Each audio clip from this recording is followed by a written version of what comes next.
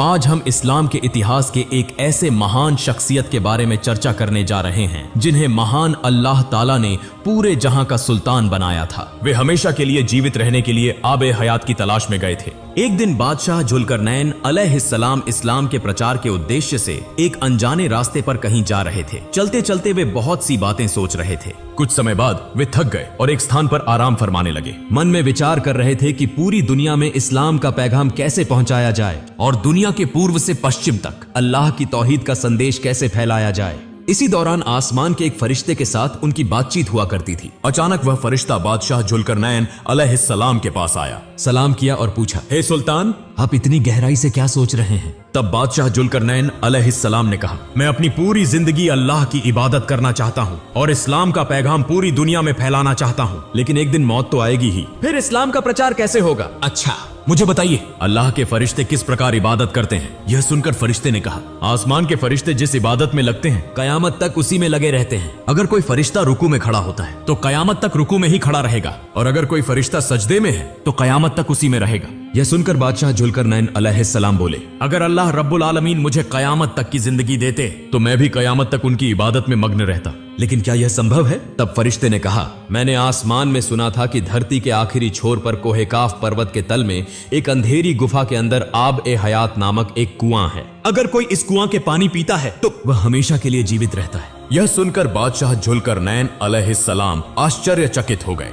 इसके बाद फरिश्ता सलाम कर वहां से विदा हो गया। बादशाह जुल्करनैन अलैहिस्सलाम सोचते हुए अपने दरबार की ओर लौटने लगे। अल्लाह रब्बुल आलमीन ने बादशाह जुल्करनैन अलैहिस्सलाम को पूरी दुनिया का सुल्तान बनाया था। उन्होंने धरती के मशरिक से मगरिब तक की यात्रा की थी। अगले दिन बादशाह जुल्करनैन अलैहिस्सलाम ने दरबार में एक आवश्यक बैठक बुलाई। उनके प्रमुख सलाहकार थे हजरत खिज्र अलैहिस्सलाम, अल्लाह के वली लोकमान हकीम और अन्य ज्ञानी व बुजुर्ग औलिया। बादशाह जुल्करनैन अलैहिस्सलाम ने उनसे पूछा, आबे हयात के पानी के बारे में क्या आप में से कोई कुछ जानता है? तो कृपया बताएं। उपस्थित उलेमा में से एक ने कहा, हुजूर, मैंने हजरत आदम अलैहिस्सलाम के एक नसीहतनामे में पढ़ा कि अल्लाह ताला ने इस धरती पर आब ए हयात नामक एक पाक पानी भेजा है। जो कोई इसे एक बार पी ले वह कयामत तक नहीं मरेगा। लेकिन आब ए हयात के अंधकार की गहराई बहुत अधिक है। वहां जाने के लिए कीमती याकूत और मोती लेकर जाना होगा, नहीं तो रास्ता भटकने की संभावना है। एक अन्य व्यक्ति ने कहा, मैंने भी सुना है कि आब ए हयात का पानी दूध से भी सफेद और शहद से भी मीठा है। इसे पीने से कयामत तक जिंदा रहा जा सकता है। यह धरती के आखिरी छोर पर कोहे काफ पर्वत के तल में स्थित है। तब बादशाह जुल्करनैन अलैहिस्सलाम ने कहा, मेरी हुकूमत की जिम्मेदारी और अधिकार आप सभी को सौंपकर मैं आब ए हयात की खोज में जाना चाहता हूँ। इसके बाद उन्होंने रियासत के संचालन की जिम्मेदारी एक अमीन को सौंप दी और 12 वर्षों के लिए आब ए हयात की तलाश में निकलने की तैयारी की। हजरत खिज्र अलैहिस्सलाम को काफिले का प्रमुख नियुक्त किया गया। अंधकारमय स्थान पर रोशनी की आवश्यकता थी, इसलिए बादशाह जुल्करनैन ने खजाने से 2 चमकते हुए याकूत लिए। एक याकूत उन्होंने खिज्र अलैहिस्सलाम को दिया और दूसरा अपने पास रखा। इसके बाद खिज्र अलैहिस्सलाम अपनी सेना और आवश्यक खाद्य सामग्री के साथ आब ए हयात की तलाश में निकल पड़े। बादशाह जुल्करनैन ने पहले धरती के मशरिकी छोर की ओर यात्रा की। यात्रा के दौरान उन्होंने कई अद्भुत और नई मखलूकात को देखा। तब जुल्करनैन ने रुककर अपनी सेना से पूछा, क्या आप बता सकते हैं कि यह किस प्रकार का मखलूक है? सेना ने उत्तर दिया, हुजूर, हमें इस प्रकार के मखलूक के बारे में पहले कोई जानकारी नहीं थी। यह भी अल्लाह रब्बुल आलमीन की कुदरत का एक निशान है। आगे बढ़ते हुए वे एक नदी पर पहुंचे। वहां उन्होंने देखा कि नदी में एक प्रकार के लोग रहते हैं जिनके सामने का हिस्सा इंसानों जैसा है और पीछे का हिस्सा मछली जैसा। वे नदी के अंदर भी रहते हैं, न कभी बात करते हैं और न ही इंसानों के साथ मेलजोल रखते हैं। यह देखकर जुल्करनैन ने अपनी सेना से पूछा, क्या आपने पहले इस प्रकार की जाति देखी है? सेना ने कहा, हुजूर, देखना तो दूर, हमने इस प्रकार की जाति के बारे में कभी सुना भी नहीं। जुल्करनैन ने कहा, जाओ उनमें से 2 को पकड़ कर लाओ। सेना ने कहा, हुजूर, उन्हें पकड़कर क्या करेंगे? जुल्करनैन ने उत्तर दिया, आजमाइश करेंगे कि वे वास्तव में इंसान हैं या किसी अन्य मखलूक के। सेना उनके पास गई, लेकिन वे कोई प्रतिरोध नहीं कर रहे थे और चुपचाप वहीं बैठे थे। सेना ने उनमें से 2 को पकड़ लिया। कई परीक्षणों के बाद यह पाया गया कि उनके पास इंसानों की कोई विशेषता नहीं थी। वे वास्तव में मछली प्रजाति के थे। इसके बाद उन्हें नदी में वापस छोड़ दिया गया। फिर समय बर्बाद किए बिना जुल्करनैन और उनकी सेना आगे बढ़ने लगे। कुछ दूर चलने के बाद वे एक स्थान पर पहुंचे जहां उन्होंने एक अजीब प्रकार की मानव जाति देखी। वे पशुओं की तरह 4 पैरों पर चलते थे और जंगल की गुफाओं में झुंड बनाकर रहते थे। जुल्करनैन और उनकी सेना को देखकर वे इधर उधर भागने लगे। तब जुल्करनैन ने अपनी सेना से पूछा, ये किस प्रकार की मानव जाति है? क्या आपको इनका नाम पता है? पूर्ण सेना ने उत्तर दिया, हुजूर, हमें इनके बारे में कोई जानकारी नहीं है। जुल्करनैन ने कहा, जंगलों के भीतर से यात्रा करते हुए क्या आपने इस प्रकार की मानव जाति पहले देखी है? पूर्ण सेना ने उत्तर दिया, हुजूर, देखना तो दूर, हमने इनके बारे में पहले कभी सुना भी नहीं। जुल्करनैन ने कहा, जाओ उनमें से किसी एक को पकड़ कर लाओ। पूर्ण सेना ने उत्तर दिया, हुजूर, वे तो हमें देखकर डर के मारे भाग रहे हैं, उन्हें पकड़कर लाना मुश्किल होगा। जुल्करनैन ने कहा, उनकी भी आजमाइश करेंगे कि वे वास्तव में मानव जाति हैं या नहीं। सेना ने उनमें से एक को पकड़ लिया। परीक्षण के बाद यह पाया गया कि उनकी आकृति इंसानों जैसी थी, लेकिन उनके पास कोई अक्ल नहीं थी। वे बहुत डरे हुए थे और किसी अन्य जाति को देखकर गुफाओं में भागने लगते थे। इसके बाद जुल्करनैन ने वहां अधिक समय न लगाकर अपनी यात्रा जारी रखी। चलते चलते वे 2 पहाड़ों के बीच पहुंचे। वहां उन्होंने एक समुदाय देखा जो उनकी भाषा को समझने में असमर्थ था। तब बादशाह जुल्करनैन ने संकेतों के माध्यम से वहां के लोगों की बात समझने की कोशिश की। उन्होंने कहा, हुजूर, आपके जैसे आदिल और सच्चे सुल्तान का हमारे बीच होना हमारे लिए इज्जत की बात है। उन्होंने आगे कहा, हे जुल्करनैन, याजूज माजूज नाम की मनुष्य रूपी दैत्य जाति इस धरती पर भारी फसाद मचा रही है। जब वे निकलते हैं तो उनके डर से सभी लोग अपने घरों को छोड़कर कहीं और शरण लेने को मजबूर हो जाते हैं। वे हर चीज को नष्ट कर देते हैं, यहाँ तक कि खाद्य सामग्री और पशुओं को भी खत्म कर देते हैं। उनकी संख्या इतनी ज्यादा है कि हम उनसे लड़ नहीं सकते। कृपया हमें उनसे बचाइए। इसके बाद उन्होंने कहा, हे जुल्करनैन, क्या हम सदका करके आपको कुछ धन दे सकते हैं ताकि आप उनके और हमारे बीच एक बड़ी दीवार बना सकें? बादशाह जुल्करनैन ने उत्तर दिया, अल्लाह ताला ने मुझे जो धन और शक्ति दी है वह पर्याप्त है। बस आप मुझे अपने श्रम से मदद करें और मैं आपके और याजूज माजूज के बीच एक दीवार बना दूंगा। इसके बाद जुल्करनैन ने याजूज माजूज की प्रकृति और उनके कार्यों के बारे में जानकारी ली। लोगों ने बताया कि उनमें कुछ इंसानों जैसे हैं, पर उनकी जीभ बहुत लंबी है। कुछ के शरीर इंसानों जैसे हैं, लेकिन चेहरा पशुओं जैसा। कुछ के बड़े बड़े कान हैं, तो कुछ के सिर पर सींग होते हैं। फिर जुल्करनैन ने कहा, तुम लोग मेरे पास लोहे की चादरें लाओ। अगले दिन सैनिकों ने मिट्टी खोदकर लोहा और तांबा एकत्र करना शुरू कर दिया। जब दोनों पहाड़ों के बीच का स्थान लोहे से भर गया तो जुल्करनैन ने कहा, भट्टी में आग जलाओ और लोहे को गर्म करो। जब लोहा पिघलकर द्रव में बदल जाए तो उसमें पिघला हुआ तांबा डाल दो। इस तरह वहां एक विशाल दीवार बना दी गई। इसके बाद याजूज माजूज कभी उस दीवार को पार नहीं कर सके। इस काम को पूरा करने के बाद जुल्करनैन ने कहा, यह मेरे अल्लाह का करम है।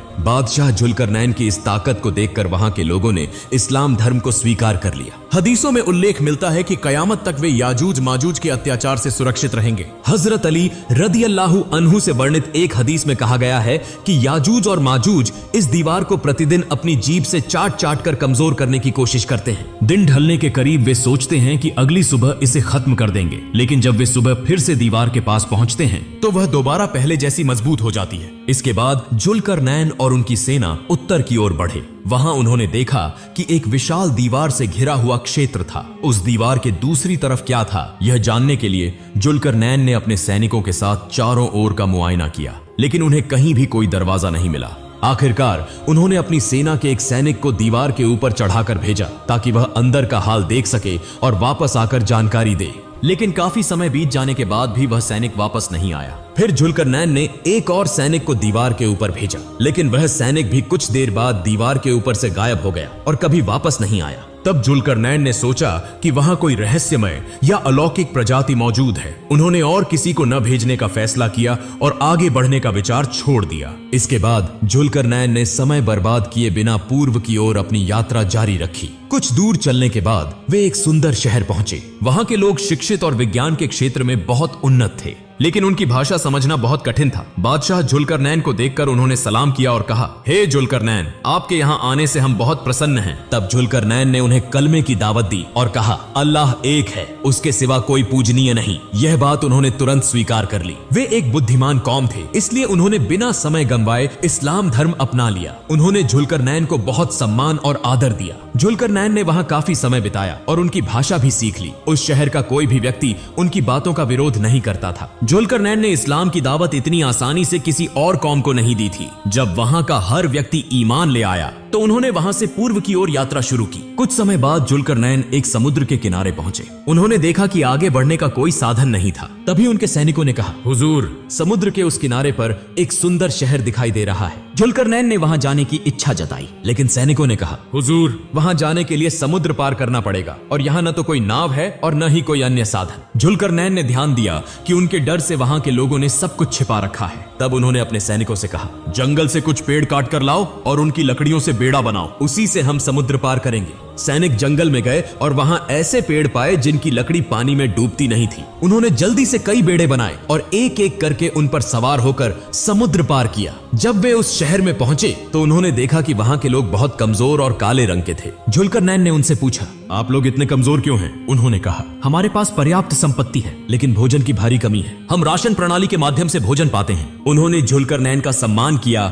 और उनकी बातों को ध्यान से सुना। वहां के कुछ लोगों ने बहुमूल्य पत्थर, हीरे और मोती उपहार के रूप में उन्हें भेंट किए। वहां के लोगों की सरलता और विनम्रता देखकर जुल्करनैन बहुत प्रसन्न हुए और उन्होंने उन्हें इस्लाम की दावत दी। धीरे धीरे पूरे शहर ने इस्लाम धर्म अपना लिया। इसी तरह जुल्करनैन अपनी यात्रा जारी रखते हुए आखिरकार दुनिया के एकदम पूर्वी भाग में पहुंचे। आगे बढ़ते हुए वे कॉकस पर्वत क्षेत्र में पहुंचे, जहां उनकी सेना रास्ता भटक गई। सभी सैनिक एक दूसरे से अलग हो गए और 1 साल तक अलग अलग घूमते रहे। बीच बीच में वे मिलते, लेकिन फिर रास्ता भटक जाते। इसी दौरान हजरत खिज्र अलैहिस्सलाम ने एक अंधकारमय जगह देखी और धीरे धीरे उसकी ओर बढ़े। जैसे जैसे वे आगे बढ़ते गए, अंधकार और गहरा होता गया। उन्होंने अपने पास रखा एक उज्जवल मणि निकाला और उसकी रोशनी में आगे बढ़ने लगे। वे एक सांस रोक देने वाले स्थान पर पहुंचे और वहां एक कुआं देखा। कुएं के पास जाकर उन्होंने पानी का रंग देखा और उसे आबे हयात समझा। उन्होंने दोनों हाथों से पानी भरकर पिया। वह पानी शहद से भी मीठा,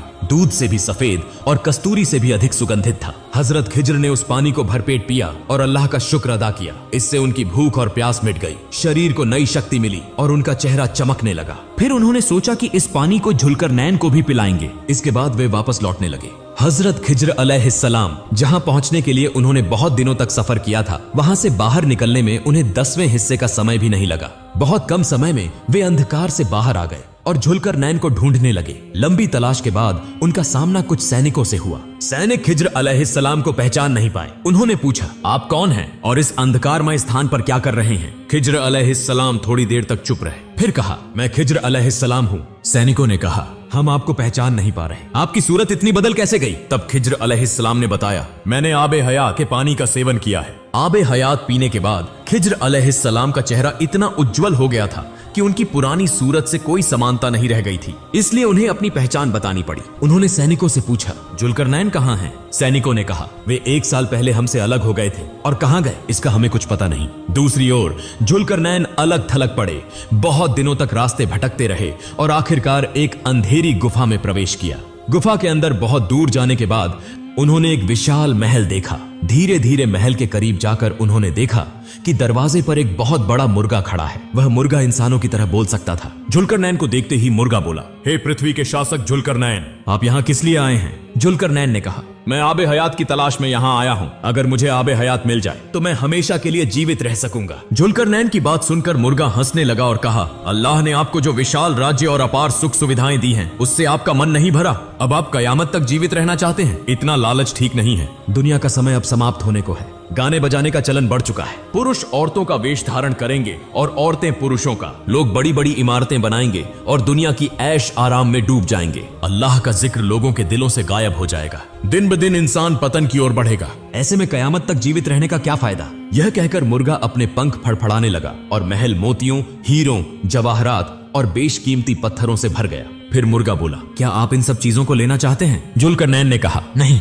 मुझे यह सब नहीं चाहिए। फिर मुर्गा बोला, तो आप आगे बढ़ें, वहां आपको और कुछ पता चलेगा। जुल्करनैन मुर्गे की बात मानकर आगे बढ़े। कुछ दूरी पर उन्होंने देखा कि हजरत इसराफील अलैहिस्सलाम एक विशाल सिंगा लेकर खड़े हैं। उनकी निगाहें आसमान की ओर लगी हुई थीं। जुल्करनैन वहां पहुंचे और हजरत इसराफील अलैहिस्सलाम को सलाम किया। इसके बाद इसराफील अलैहिस्सलाम ने उनसे पूछा, हे जुल्करनैन, आप किस उद्देश्य से यहाँ आए हैं? जुल्करनैन ने कहा, मैं आबे हयात की तलाश कर रहा हूँ। मैं आबे हयात का पानी पीकर कयामत तक जीवित रहना चाहता हूँ। तब इसराफील अलैहिस्सलाम ने जुल्करनैन की बात सुनकर कहा, तुम्हारे लिए इस तरह का लालच न करना ही बेहतर है। लंबी उम्र पाने के बाद भी कोई अल्लाह रब्बुल आलमीन का करीब नहीं हो सका। इसलिए सीधे अपने घर लौट जाओ और अल्लाह ने जो जिंदगी तुम्हें दी है उसका शुक्र अदा करो। याद रखना, इस समय को बेकार मत गंवाओ। यह कहकर इसराफील अलैहिस्सलाम ने जुल्करनैन को एक पत्थर दिया और कहा, इस पत्थर से मेरी बातों को परख लेना। इसके बाद जुल्करनैन पत्थर लेकर अंधेरे से निकलकर उजाले की ओर चल पड़े। रास्ते में जमीन की चमकदार रंगत ने उनका ध्यान खींचा।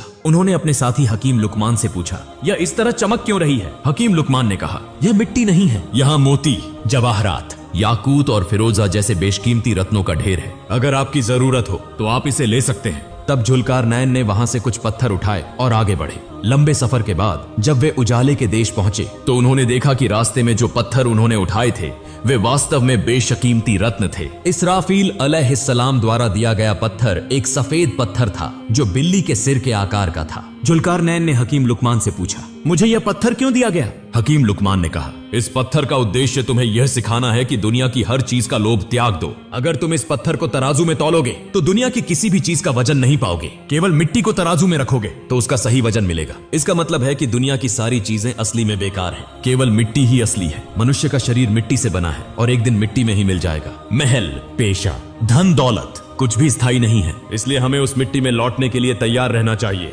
यह सुनकर जुल्कारनैन ने अपने पास की सारी संपत्ति, सोना, चांदी, हीरे, मोती और पैसा वहां मौजूद लोगों में बांट दी और कहा, तुम सब अपने घर लौट जाओ, मैं इस पहाड़ के नीचे अपना बाकी जीवन गुजारूंगा। इसके बाद उन्होंने सभी को विदा किया और अपनी मां को एक पत्र लिखा जिसमें उन्होंने कहा कि वह उनके लिए हमेशा दुआ करती रहे। उन्होंने यह भी कहा कि वह कयामत के दिन अपनी मां से मिलेंगे। जुल्कारनैन की मां ने उनका पत्र पाकर आंसू बहाए और जब तक वह जीवित रहीं अपने बेटे के लिए दुआ करती रहीं। जुल्कारनैन पहाड़ की तलहटी में बैठकर अल्लाह की इबादत करते रहे। इसी तरह कई साल बीत गए और फिर वहीं पर उनका इंतकाल हो गया। इसलिए प्रिय दर्शकों, हम सभी को एक दिन मौत का स्वाद चखना होगा। दुनिया के सारे सुख सुविधाएं बेकार हैं। हमें चाहिए कि बुरे काम छोड़कर सीधे और सरल रास्ते पर चलें। जब हमारी मौत आए तो हम सभी कलिमा पढ़ते हुए इस दुनिया से विदा हों। महान अल्लाह ताला हम सबको यह तौफीक दे, आमीन।